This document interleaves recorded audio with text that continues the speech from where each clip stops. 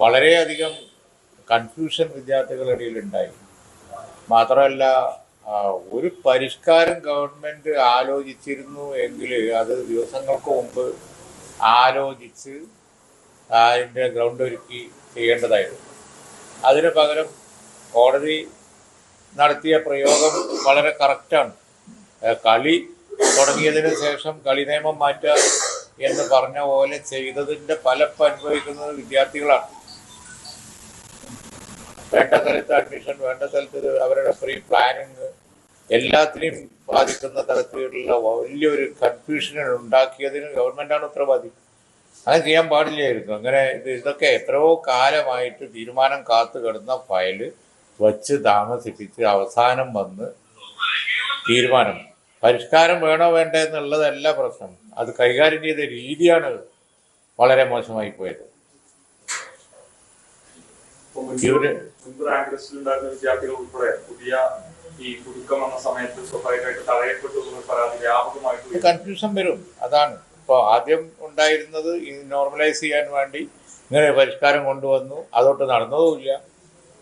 രണ്ടും കെട്ട നിലയിലായി, രണ്ടു കൂട്ടർക്കും ദോഷമായി.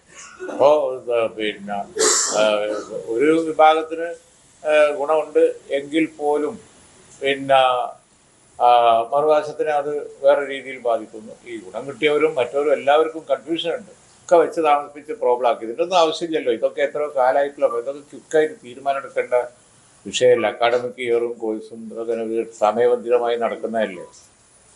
അപ്പോൾ അതുകൊണ്ട് തന്നെ വളരെ ഹയർ എഡ്യൂക്കേഷൻ, ഉന്നത വിദ്യാഭ്യാസ രംഗം അല്ലെങ്കിൽ തന്നെ എന്താണ് കാണുന്നത് നമ്മൾ?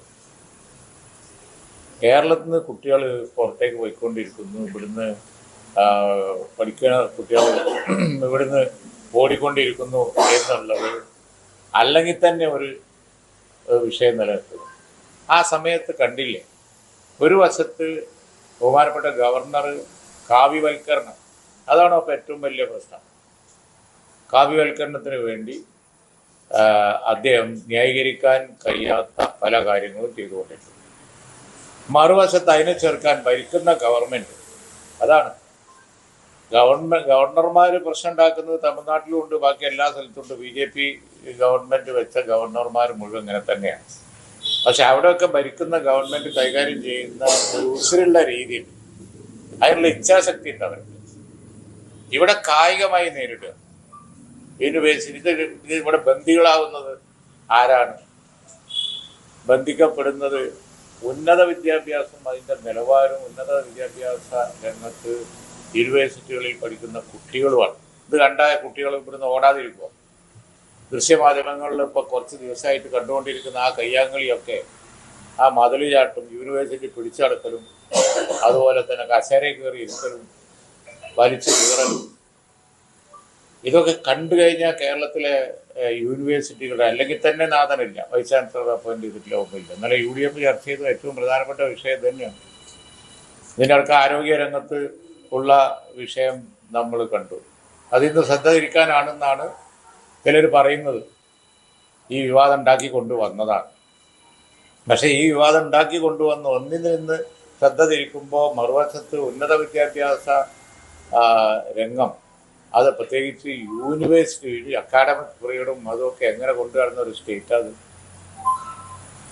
കാവ്യവൽക്കരണം, അതാണ് 66 കോളേജുകളിൽ പ്രിൻസിപ്പാൾമാരില്ല, യൂണിവേഴ്സിറ്റിയിൽ വൈസ് ചാൻസലർമാരൊക്കെ ചാർജിലാണ്. അപ്പൊ ഇവിടുന്ന് കുട്ടികൾ ഇട്ട് ഓടുന്നത് വെറുതെ ആണോ? പിന്നെ ഇതൊക്കെ കണ്ട ഈ യൂണിവേഴ്സിറ്റികളിൽ കുട്ടികൾ പിന്നെ രക്ഷിതാക്കൾ പറഞ്ഞു വിടുക, ഇവിടെ പഠിക്കാൻ തയ്യാറാവുമോ? എന്തൊരു കാഴ്ചയാണ് ദൃശ്യമാധ്യമങ്ങളിലൂടെ കുറച്ച് ദിവസമായിട്ട് യൂണിവേഴ്സിറ്റി ക്യാമ്പസുകളിൽ കണ്ടുകൊണ്ടിരിക്കുന്നത്. ഒട്ടും അഭികാമ്യമല്ല, ഒട്ടും തന്നെ അഭിലഷണീയമല്ല. ഇത് വല്ലാത്തൊരു സ്ഥിതിയാണ്. ഉന്നത വിദ്യാഭ്യാസം, പ്രത്യേകിച്ച് യൂണിവേഴ്സിറ്റികളും കൊണ്ട് ഇവർ കളിക്കുന്ന രാഷ്ട്രീയ കളി, കാവ്യവൽക്കരണമായാലും ചോപ്പുവൽക്കരണമായാലും അത് മാത്രമാണ് അജണ്ട. രാഷ്ട്രീയത്തിൻ്റെ അതിപ്രസരം കൊണ്ട് ക്യാമ്പസുകൾ മുഴുവൻ ഒരു മാഫിയ ഭരണം പോലെയായി. ഇതൊക്കെ കേരളത്തിലെ കുട്ടികളുടേതല്ല, കേരളത്തിൻ്റെ തന്നെ ഭാവിയെ ബാധിക്കും. സാങ്കേതിക വിദ്യകളൊക്കെ വലിയ തോതിൽ മാറിക്കൊണ്ടിരിക്കുന്ന ഈ കാലത്ത് എല്ലാം അതിനാശ്രയിച്ചാണ് ഇരിക്കുന്നത്. തൊഴിൽ അതിനാശ്രയിച്ചാണ്, സാങ്കേതിക വിദ്യകൾ, AI കാലഘട്ടം വരാൻ പോകുന്നത്. അതുപോലെ തന്നെ ട്രേഡ് അതിനാശ്രയിച്ചാണ്, വ്യവസായം അതിനാശ്രയിച്ചാണ്, കൃഷി അതിനാശ്രയിച്ചാണ്. ടെക്നോളജി മാറുമ്പോൾ എല്ലാം മാറും. ടെക്നോളജി മാറുമ്പോൾ യൂണിവേഴ്സിറ്റി കോഴ്സസ് മാറും. ഇവിടെ എന്താ ഉണ്ടാവുക ഇങ്ങനെ ആയാലും? അല്ലെങ്കിൽ ആരാ യൂണിവേഴ്സിറ്റി ഭരിക്കുന്നത്? ഒരു സ്ഥലത്ത് 2 രജിസ്ട്രാർ അല്ലേ? വളരെ വളരെ ശോചനീയമായ ഒരവസ്ഥ.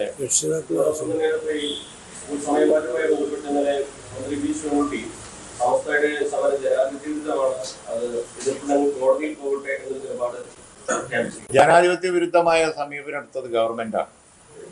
കാരണം ജനാധിപത്യ വിരുദ്ധപരമായ നിലയിൽ ജനാധിപത്യ നിലപാടെന്ന് പറയുകയാണെന്നുണ്ടെങ്കിൽ ചർച്ച ചെയ്യേണ്ടത് ബന്ധപ്പെട്ടവർ എത്രയോ കാലമായിട്ട് നടന്നുകൊണ്ടിരിക്കുന്ന ഒരു കാര്യമാണ്. സ്കൂളും വിദ്യാഭ്യാസവും മതവിദ്യാഭ്യാസവും ഒരു ക്ലാഷ് ഇല്ലാത്ത രീതിയിൽ കൊണ്ടുപോയിക്കൊണ്ടിരിക്കുകയാണ്. അതിനോട് വിരോധം ഉണ്ടാവേണ്ട കാര്യം എന്താ? അരമണിക്കൂർ സമയം കൂട്ടണമെങ്കിൽ അതിന് മാർഗം എന്താന്നുള്ള അവരോട് ചർച്ച ചെയ്തു. ചർച്ച ചെയ്യാതെ ഏകപക്ഷീയമായി തീരുമാനം എടുത്തതിലാണ് അവർക്ക് എതിർപ്പ്. അതാണ് ജനാധിപത്യപരമല്ലാത്ത രീതി.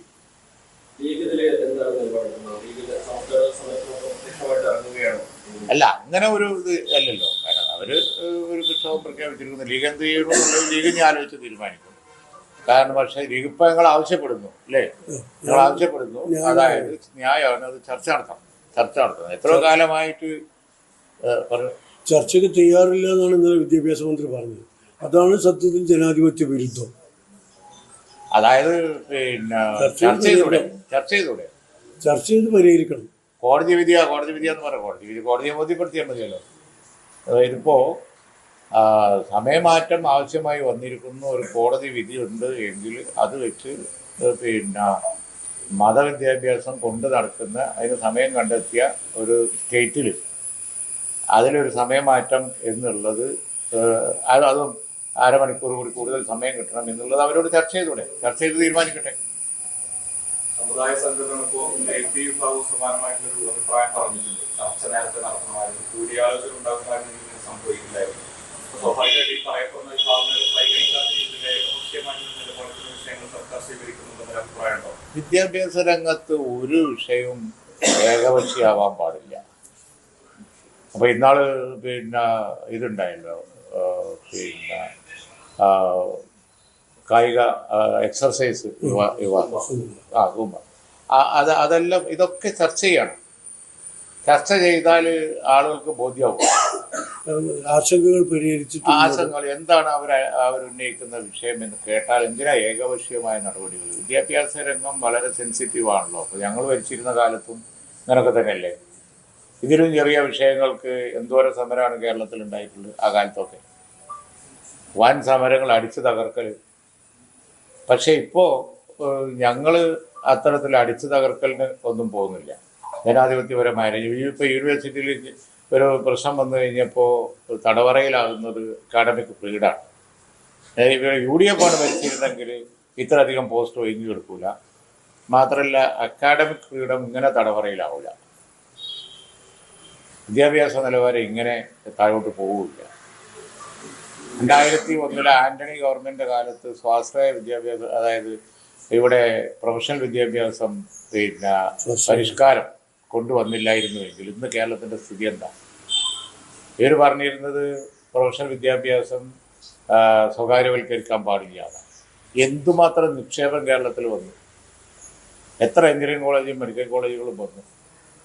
എല്ലാ കുട്ടികളും കർണാടകയിലേക്കും അവർക്കൊക്കെ പോയിക്കൊണ്ടിരിക്കുകയില്ലേ, ഒഴുകിക്കൊണ്ടിരിക്കുകയില്ല. അത് സ്റ്റോപ്പ് ചെയ്തത് UDF ആണ്. അതേപോലെ UDFന് ഇനിയും ആൾട്ടർനേറ്റീവ് അജണ്ട ഉണ്ട്. ഞങ്ങൾ ഇന്നലെ ചർച്ച ചെയ്തിട്ടുണ്ട്. UDF എല്ലാ വിഷയങ്ങൾക്കും ആൾട്ടർനേറ്റീവ് അജണ്ട ഞങ്ങൾ അവതരിപ്പിക്കും. മലയോര പ്രശ്നം, തീരദേശ പ്രശ്നം, വിദ്യാഭ്യാസ രംഗത്ത് ഇന്നുള്ള ഈ അരക്ഷിതാവസ്ഥ, ആരോഗ്യ രംഗത്ത് പരിഷ്കാരങ്ങൾ, എന്തിനധികം സാമ്പത്തിക വരുമാനം കൂട്ടാനുള്ള മാർഗം വരെയുണ്ട്. ഇവരെ കൊണ്ട് കഴിയേറ്റാണ്.